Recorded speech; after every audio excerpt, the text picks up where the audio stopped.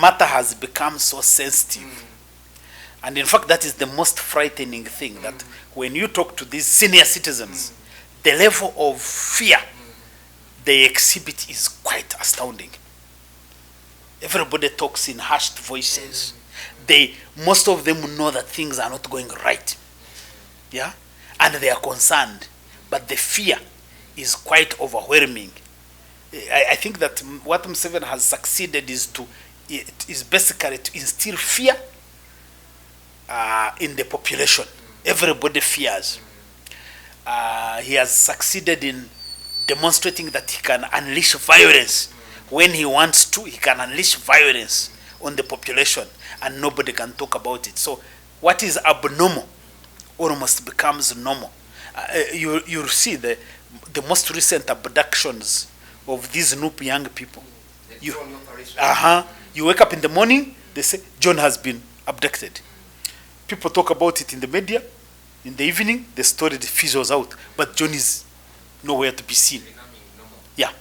In Parliament, the cabinet ministers are saying, no, maybe they rationalize why the kidnap is okay. In the church, the clergy are scared. They can't question those abductions. The professional bodies, the lawyers who should be asking these things, they are all hiding. If not looking for opportunity. Absolutely. Yeah. So I think that President Museveni has been able to create conditions that normalizes the abnormal. And I think that is the crisis that we face as a country.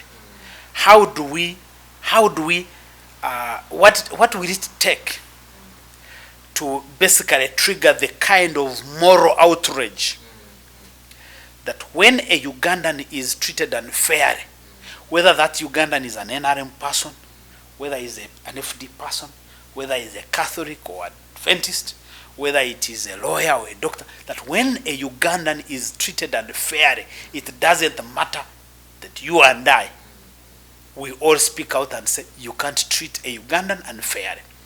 Because of the violence and the fear that President Museveni has now normalized and made the instruments of governance, then all of a sudden that outrage cannot come out. Yeah. So there is this contradiction also. You know, in the last 40 years, we've had so many vice presidents, so many prime ministers, Speaker of Parliament, IGP, CDF, everybody has been changing. One person has been a constant. Yeah. There are people who say the problem is not the president, it's the RDC, it's the electricity. What do you think, sir? Is General Museveni the problem? Is it possible that anybody else is wrong except him? I think, as I've always said, my view is that President Museveni is a leader past prime time. He's a good leader past prime time. They call it sell by debt. That's my reading of him, because you see, when Museveni came to power in 1986, I had finished S4. I know you were not yet born. Yes. Yeah. So and I think that my generation are the ones who benefited from the security and stability that was able to be created by the NRA capturing power. And if you look at our generation, we are fairly successful people in terms of creating the economic conditions that make you okay as a person. Yeah, I don't think that we have any regrets. Who are these peers? Huh? So my peers now, if you look at the High Court, you'll see a number of judges who completed law school in 1993. You'll go and find them out now. I'm not going to mention them by name. If you look at the people who are running a number of state agencies, they are my peers. We are CEO level. These top agencies, by the way. If you look at some of the educated, accomplished generals in the military, enlightened, we were together at the law school, either a year or two ahead of me or behind me. So in other words, that is the generation. I think Museveni lost it in 1996 after the promulgation of the constitution. Because you see, Uganda adopts a new constitution in 1995, and Museveni amends it before its first anniversary.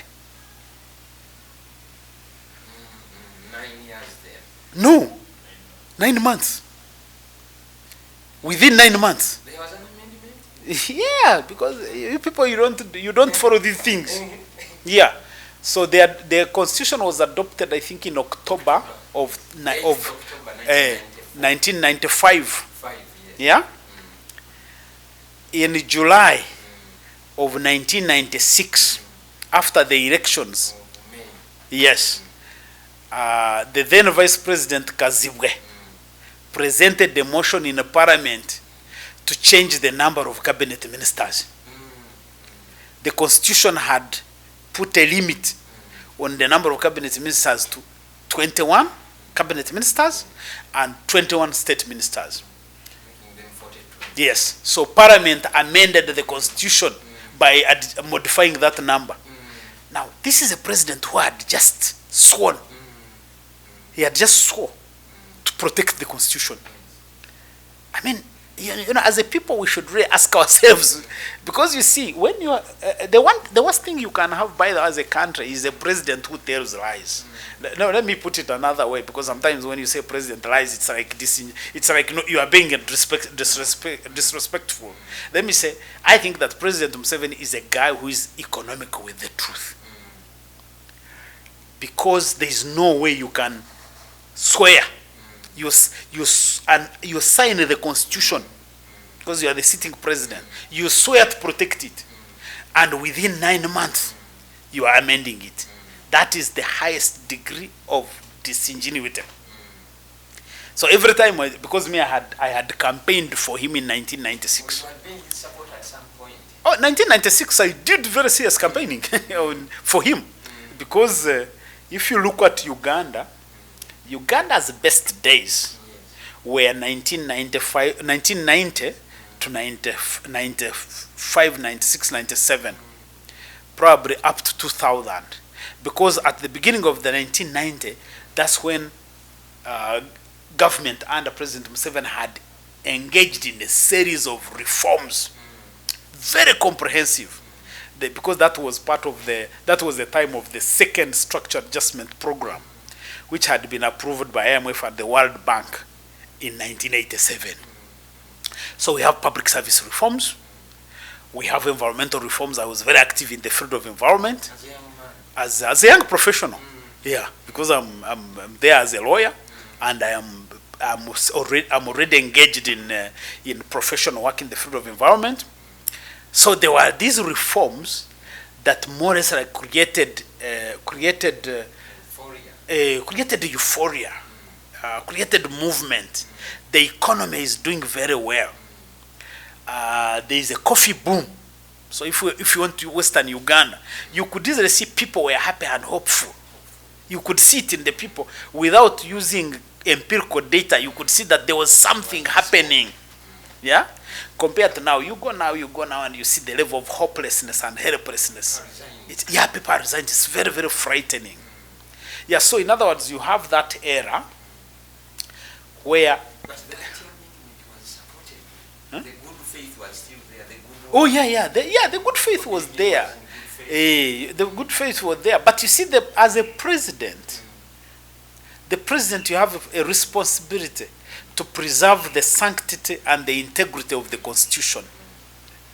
As parliament, you are the custodians. So that's why I've said that time and again that all that we are suffering from now as a country is a conspiracy between the president and elite who are able to transact on Uganda. All of them are transacting. Nobody is looking at Uganda as an enterprise that must be run efficiently and effectively and cost efficiently. Nobody is looking at that. Everybody is a transaction. Mpangu way. At the national level, the president is transacting with his NRM people and with the parliament. If parliament can pass this supplementary budget, I can give you this one. Parliament, not just NRM. No, that's why I'm separating them. There is Museveni and his group in NRM Those ones are the most transactional. That's why I call NRM a corruption enterprise. They plot.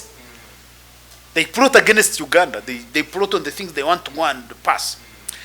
Then they go to parliament, where they are joined by the others. They transact.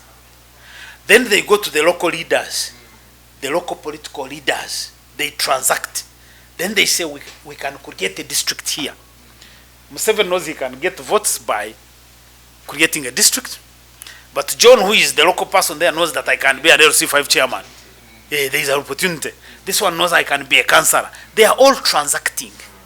Nobody is focused on a transformative agenda that makes this country run like a robust enterprise, where you are expanding opportunity, you are expanding freedom.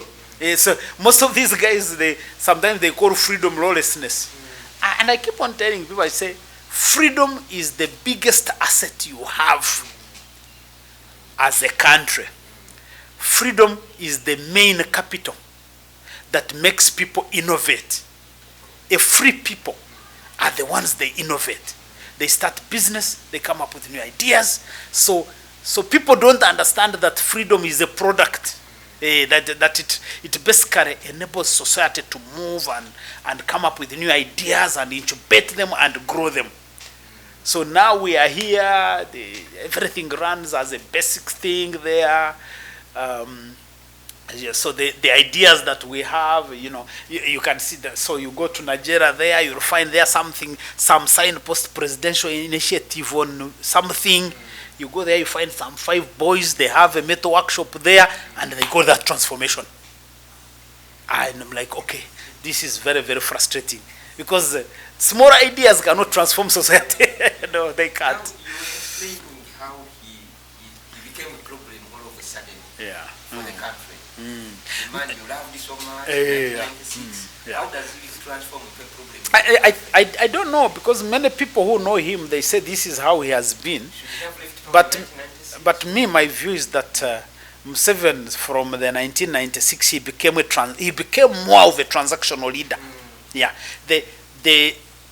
and I think that you can also get to understand that because in 1986 Uganda was coming from this abyss,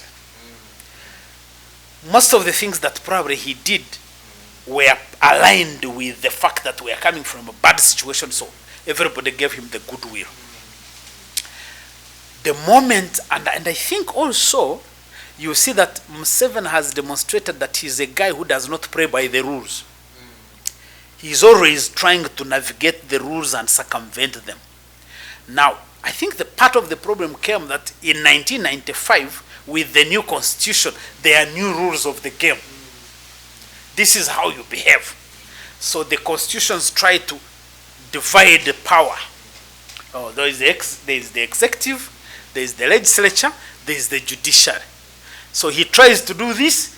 The courts are telling him that no, this is the mandate of the judiciary. He tries to do this. The parliament is saying no, that is the mandate of the legislature. And I think he realizes that he doesn't want to be constrained by the rules that have been created.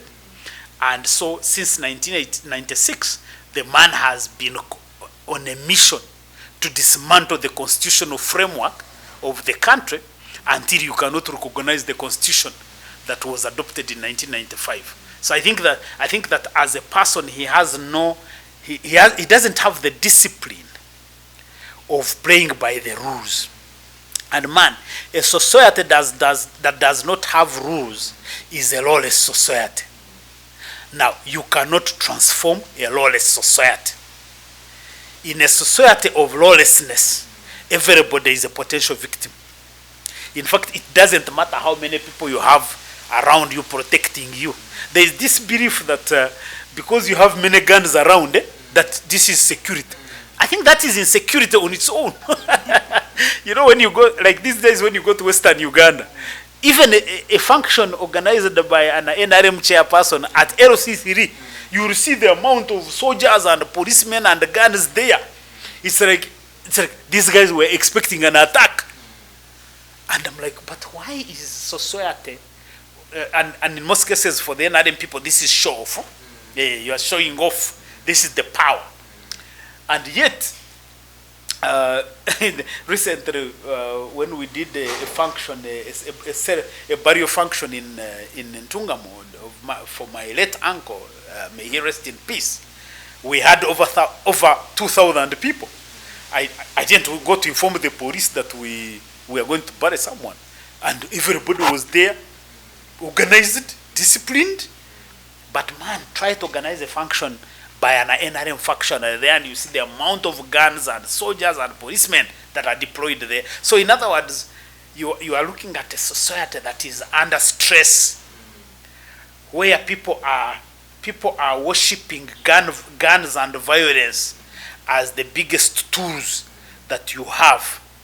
People look at the deployment of soldiers around you, they call it peace. Security does not mean peace. No, security is security. Peace is peace. Peace is a condition.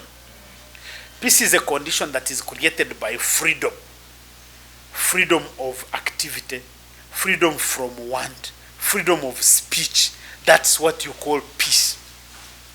And right now, anybody who tells you that Uganda is peaceful, that's a big joke. You can say we have security because everybody has deployed around every roundabout, everything. Yeah, everywhere you are walking, there is an armed man around you. So that's why I believe Uganda now looks like a big prison where the UPDF are prison warders. Yeah, because you see, it's a prison where everybody moves around with it. By the way, I think even prison, they don't move around with guns. No. But Uganda, for you to be able to deal with the country, you have to deploy soldiers everywhere, every road junction, every what. Then you call it peace. And I think that's our biggest dilemma. As a country, we must be able to outlive this. We must be able to come together and discuss the future. I always tell most of my colleagues that one of the fundamental obligations we have is how to help President Museveni write his conclusion. Because you see, this is a president who has done phenomenal work. He has had phenomenal impact, no matter his imperfections, because every human being is imperfect in one way or the other. But I think President Museveni must be credited for the kinds of things the kind of contribution he has made to the country, to the region. But as I said, he is a good leader past prime time. The most challenging assignment is that this is a president who has written a good essay. As he goes towards the conclusion, he's beginning to convolute it, and he's failing to write a conclusion. Now, I think that for us Ugandans who have really believed in him, who have cherished him, who still believe that we should be a country that transitions in a peaceful manner, then we have to be able to find the mechanisms of ensuring his dignified and peaceful retirement. Because if we don't achieve it, this country is really, the tensions are so high. People normally fear talking about this, but I can tell you that talk to everybody in the military, in the public service, in the political service, these legislators, the tensions are immense. We haven't found the formula of how to de-escalate and reconfigure. Of course, I have been part of the process of the national dialogue. I still believe that the national dialogue process is the mechanism that mobilizes us to be able to talk about the future, but that requires leadership to be able to make it to move. We seem to have a lot of leaders around on both sides. What's lacking exactly? No, leaders is not. Leaders are not positions. No, leaders are not positions. A leader is a leader. In fact, the best leaders do not even have positions. No, you'll be there and you are in the media, and you find most media people come to you to ask to consult because there is something that you offer that others do not. You'll go in a meeting and there is no, it's not a formal meeting. You'll see people resolve and say, John, we want you to chair us, because they know what you are able to offer. That is leadership. Yeah? So we are a country that has so many leaders, but we are leaderless. Because you see, you have to ask yourself, in the church, who is our leader? You have many clergy leaders. Huh? No, that's an Anglican archbishop. Where has he led? In terms of the national architecture, what has he led on? Other than going to the church and preaching and telling us how to go to heaven, where has he led on? So you can ask that of all the clergy leaders. Incidentally, I keep on telling most of my colleagues I discuss issues of governance with, that when society is stressed, like this country is stressed, normally the clergy leaders are the last front line of defense for a society that is going through a lot of injustice, a lot of oppression. We've seen it in Kenya. We've seen it in South Sudan. We saw it in DRC. The clergy leaders are the ones who step up and say, society, we need to recalibrate. Yeah? But in Uganda here, I think the clergy are almost hiding like everybody else. Because you see, I've been shocked when we had this, as I said, when we had this last spate of abductions, officially acknowledged by the security agencies, that no church leader could come up and say, this must stop. You know, these are numerous abductions. Because one Ugandan disappearing should cause enough outrage for these clergy leaders to come together and say, the government, you must account for where John is. But when you have one Ugandan and another one, they are kidnapped, they are being lost, they are being dumped in some funny places, they are being tortured, and the clergy is quiet. When you ask them, they say, for us, we are talking quietly. You know that there is a failure of leadership. Yeah. Maybe they are looking at the experience of others who tried to speak before. The Cyprian Rwanda, you know. Yeah, but you see. That could cause some cause for self-preservation. Yeah, but you see, that's failure of leadership. If you are self-preserving, that is not leading. Yeah, so, and we can sympathize with you that you don't want to be killed because you fear. So in other words, if you, the Archbishop fears, and Gilbert fears, and John fears, and the other person fears, then that's the crisis we are facing. At the end of the day, there is likely, there has to be someone who leads, who even actually puts their selves in harm's way to provide leadership. Because when President Museveni was leading his rebel group to fight, these are people who are putting themselves in harm's way.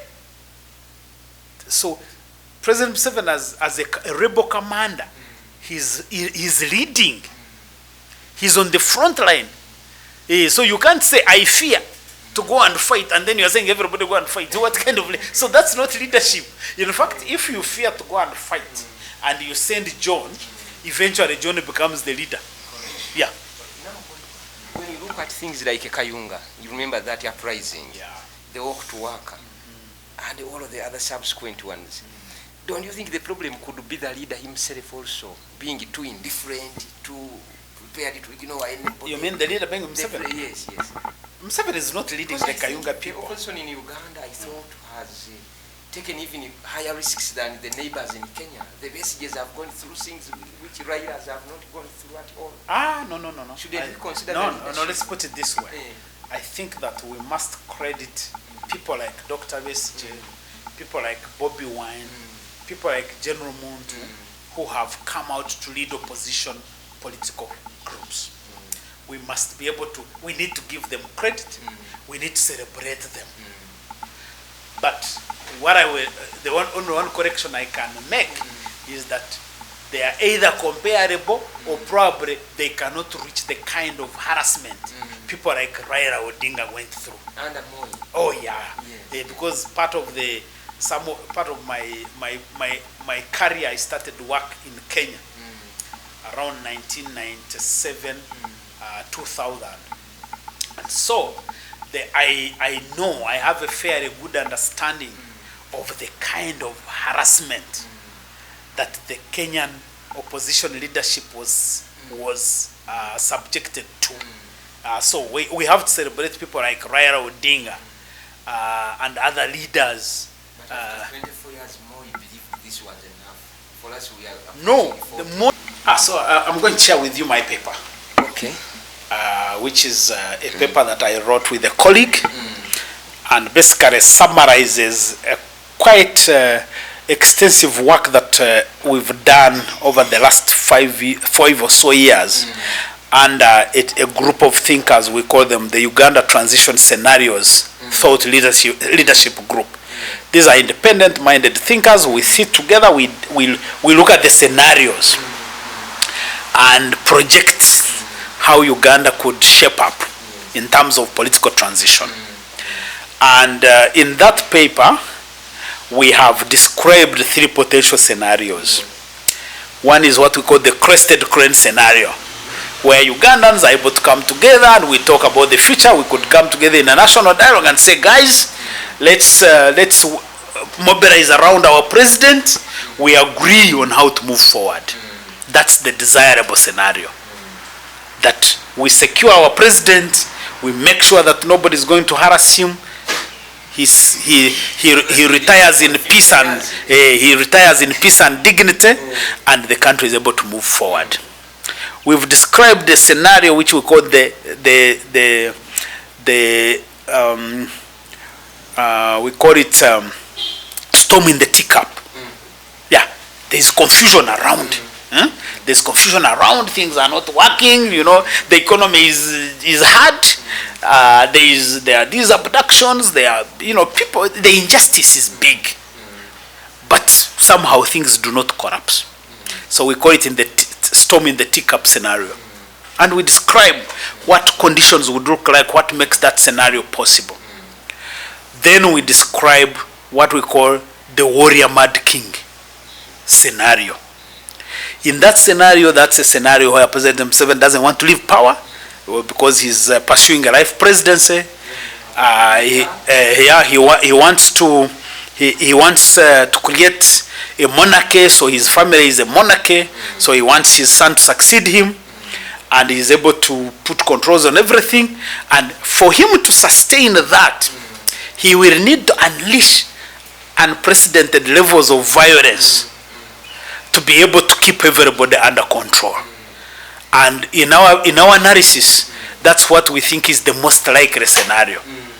And these are scenarios. We could be wrong. We have also described what will drive these scenarios. So you can be able to look through and say, okay, given these drivers, this is how they will impact the scenarios. So if you ask me, my current projections is that President Museveni, his mental programming is a life president. Secondly, he has what we call the unholy trinity. The Father, the Son, and the unholy Spirit. They are the ones who are running the country. There is a significance when you see a Prime Minister, a Minister of Finance, a Permanent Secretary, a Vice President, making treks to go meet Salim Saleh in Guru, in Moroto, in wherever. That doesn't happen in normal circumstances. It doesn't happen that a Vice President is go and meet with someone who has no formal position in government. Yeah, that's not something that you can take lightly. Yeah. So for us who study governance, we interpret all this and see what does this mean. Yeah.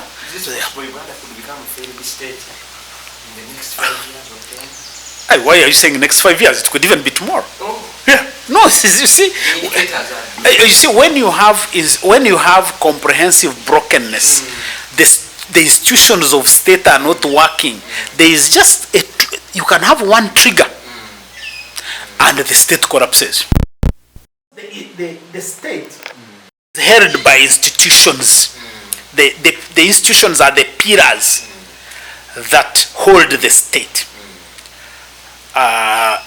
So the state is not held by one person called the president. No. In the case of a crisis, the military is solid, and it says no violence, no retribution. If you find that that military is divided, you can easily have militias and these militias. The legislature convenes and is able to organize a transition. The judiciary is solid and it's trusted by people. And people who are aggrieved know I can go to the judiciary and get justice. The police is a coherent unit that says we have to maintain law and order. Everybody needs to be protected no matter whether you are liked or not liked. Now, the institutional foundations of this country today are in a crisis. So that's why any trigger can easily create corruption. So we've had a discussion on this issue with in one of the chat rooms where senior level policy people, private sector they are. So we're discussing, is Uganda a failed state or it's not failed? And I told them, I said, no, there is actually an in-between. Between a failed state and a non-failed state, there is a failing state. So I always say Uganda is a failing state. Given the way the institutions of state are collapsing, or they are scattered, or they are uncoordinated, you call that a collapsing state. Now, you can get one trigger that accelerates the collapse, and then you have a collapsed state. And every single day, I am working to make sure that we don't get the... Yeah, that's one of the things that preoccupies me. What are those things that need to be done? What are those people you need to talk to? What are the levers that are available to make sure that Uganda, even if it was a failing state, we don't get to collapse? And that is our fundamental